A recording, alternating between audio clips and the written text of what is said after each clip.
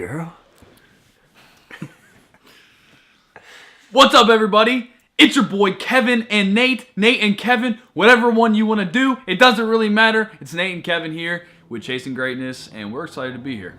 You take some caffeine back there or something? No, you it's just just came that out firing. I didn't mean to say Kevin and Nate again because I knew you were going to correct me. I just didn't want to hear it, so I corrected it. I mean, they know by now. Now we're here. Nate, Yeah, okay. All right, let's jump into the questions. Oh, okay. Already. Question number one. It's gonna be like, here you go. I'm picking? All right, yeah. I want to answer. Which one is this? Stop looking at my question, bad. dude. Oh, wow. From YouTube, who did you get bullied by as a kid or adult? That's serious. That's or a good adult. one, actually. There is adult bullying. Who did you get bullied by as a kid or adult? So I never really I guess I wouldn't call it like bullying, like going to the bathroom and like, you know, like the typical swirly, stereotype, you know, bullying.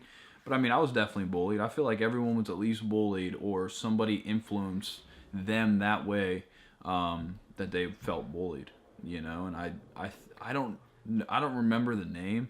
I just remember, you know, being in middle school and I was going through some like rough times. Everybody that knows me now didn't know me back then. I didn't go to middle school around here, except 7th and 8th grade I actually did. I'm talking about at the beginning, the very beginning. 6th grade. That's right, ladies and gentlemen. 6th grade. Middle school.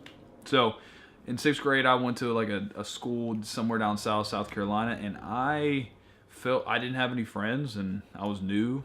And I feel like there's just a few people that influenced me in a way that like I just, when they would walk down the hallway, I'd walk the other way because I didn't want them seeing me. I cared about what they thought of me. I mean, I was in 6th grade. How old were you when you were in 6th grade? Now, are you talking physically bullied or like no. verbally? I mean, okay. I think that question doesn't matter. Yeah. Or in that question, I don't think that they meant it in either physically or mentally. Because I mean, I think it could be verbal, physical. Hey, button boy. Mental. Button boy, hit it. Oh God. Anyways, so yeah, I mean, I think there's a lot of different types of bullying, and so I think it was just like a few certain people, like I said, that kind of just influenced me that way, you know. Yeah. So I definitely got bullied by someone. I'm not gonna say his name because a lot of people who watch these videos know him, and I don't want. Yeah, I don't. I know him. I don't know. I'll tell you after the... Man! Stu's name was TJ Johnson, man.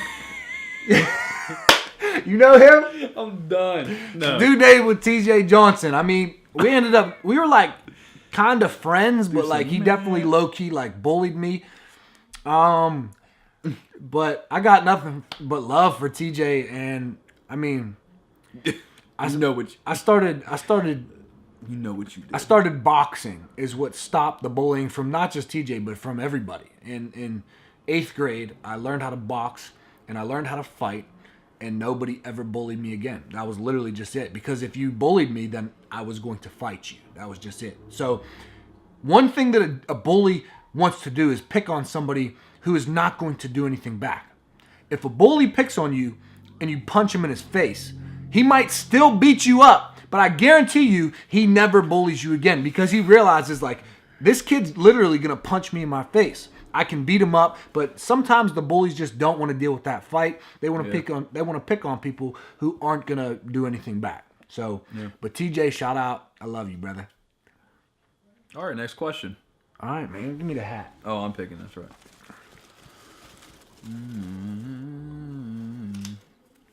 All right. Okay, this is a good one. This is from Anonymous. So I'm thinking, just a friend? I don't know. Okay. So, as a child, what was the biggest struggle you faced? The biggest struggle, I'm guessing. See,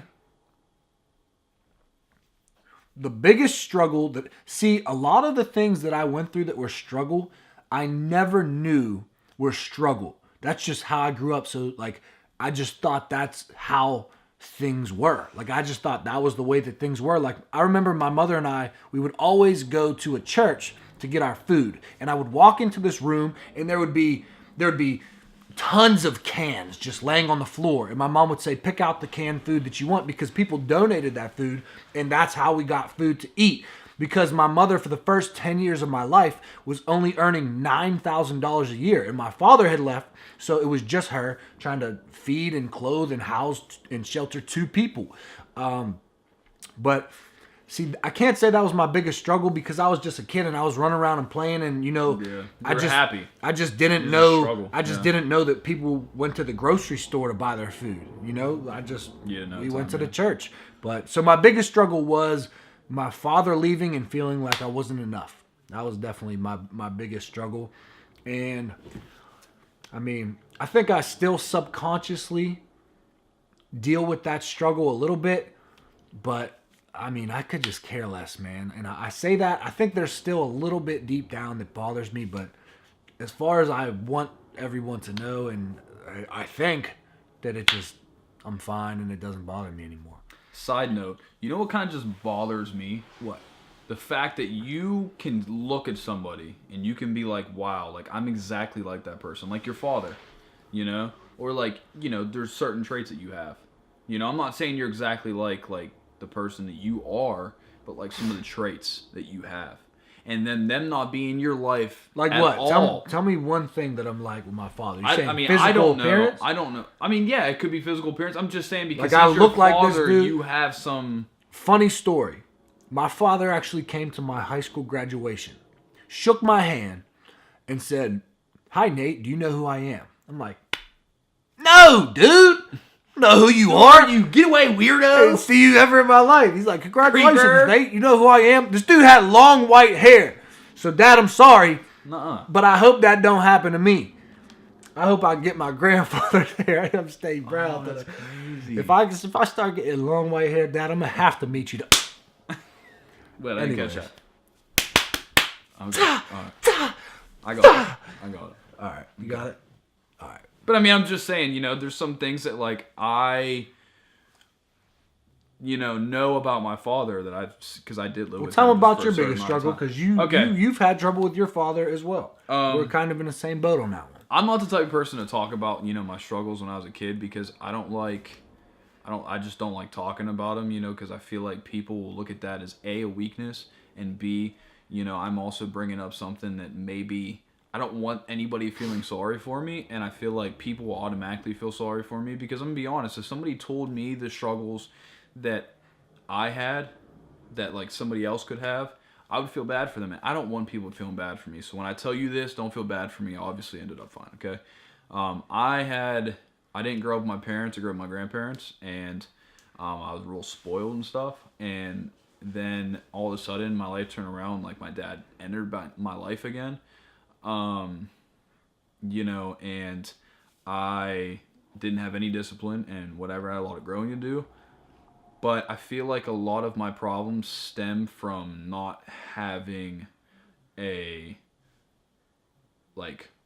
actual, I've had mom and dad figures, like right now I have somebody, shout out Ange, hopefully you watch this video, but Ange has been there, she's known me since I was a baby, and she is my mother. Like I could finally say that I have somebody that is there for me, like my grandmother was.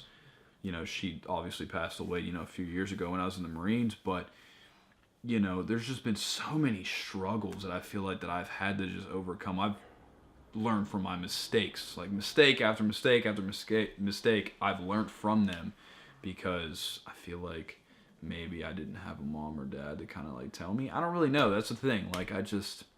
That's my biggest struggle, that I didn't grow up with a mother and dad at all. It's not like, they were in another state, kind of like I am with my kids. I talk to my kids every day, but they just weren't there at all. So that's my biggest struggle. Yeah. One thing I want to say about you is that, I don't know if you want me to say this, but I'm going to say it anyway. Kevin kind of because he didn't have his parents, went from, house to house to house, living with friends and their parents. And he lived with a few families. Then he came and he lived with my mother and I for like the last 2 years of high school. And then he went to the Marines. But now, all this stuff you see in this apartment is Kevin's. True. Besides this camera, this is mine. But that's just... And the lights. That's just commendable, man. You come from, you're a high school kid, never having a place to stay. Yeah. And now you have your own place to stay. You're making money. You got 2 beautiful kids. You're just living life, and you got a call from the police. You're just pursuing your dreams. And that's the thing. And thank you for bringing that up, because it's like kind of adding a lighter note to this. He's 100% right. I didn't have like a bed kind of like to really call my own. Like I was living with friends, and I really appreciate everyone that helped me out along the way. Like I said, there were people there that were there for me, and that were like mother and father figures. I'm not ruling those people out. There's a lot of people that did a lot for me, and I really appreciate it. But the one thing, I held 2 fingers up. The one thing that I really wanted to do for myself was be able to support myself and not have to rely on somebody else. And that's what I'm doing right now. Full-time job, just, this is all mine. Everything, that's in this place is mine, and I didn't have that, I feel like, for a few years, and I don't know. So, yeah. Thanks for adding that. For sure. All right, let's move on to the next question. That was a good question. Thank you for really anonymous. Whoever, you should put your name so we could shout you out. But whose turn? Your turn to read. No, I just asked that. All right, well then, you shake the hat. I like reading.